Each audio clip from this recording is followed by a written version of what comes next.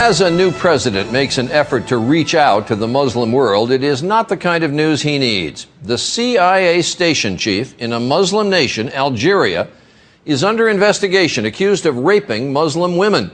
The allegations would be shocking at any time, anywhere, but coming now, and in that part of the world, they could have a profound impact.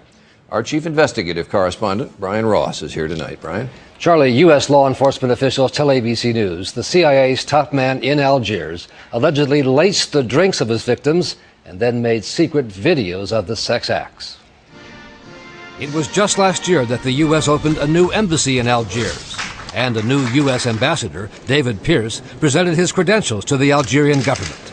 But now what appeared to be a new high in the relationship between the two countries could be in jeopardy.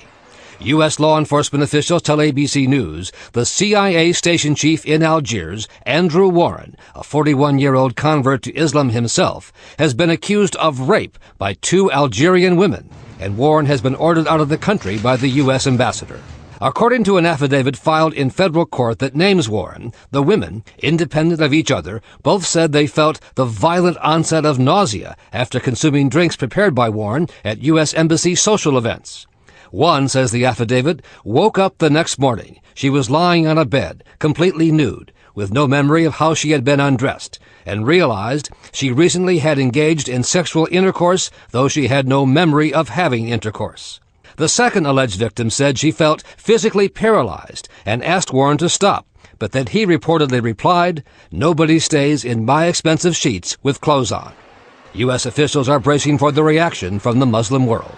Because it has to do with the incredibly sensitive issue of rape, of an American, of a CIA operative, raping a Muslim woman. Warren, an author with his own website, has been with the CIA since 2001, and in Algiers was responsible for coordinating with Algerian intelligence services in the fight against an al-Qaeda wing there that has carried out a series of bombings. Officials say among the items recovered in a search of his Algiers residence were more than a dozen videos that appear to have been secretly recorded, showing Warren engaged in sex acts with a number of women, including one of the alleged victims. Also discovered the drugs Xanax and Valium, which the affidavit says are commonly used as date rape drugs.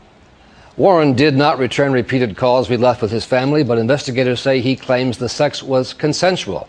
As for the CIA, it has refused to acknowledge the investigation, although a spokesman said any such allegations would be taken seriously and followed up on. Charlie? And what do we know about the status of the investigation? Law enforcement officials tell us, Charlie, the investigation is proceeding at full steam and that prosecutors could present the case to a federal grand jury in Washington soon. They also say it has broadened beyond Algiers. The videos that were recovered show date stamps, which indicate some of these acts may have taken place in Warren's previous posting in Cairo, Egypt. All right, Brian Ross, our chief investigative reporter.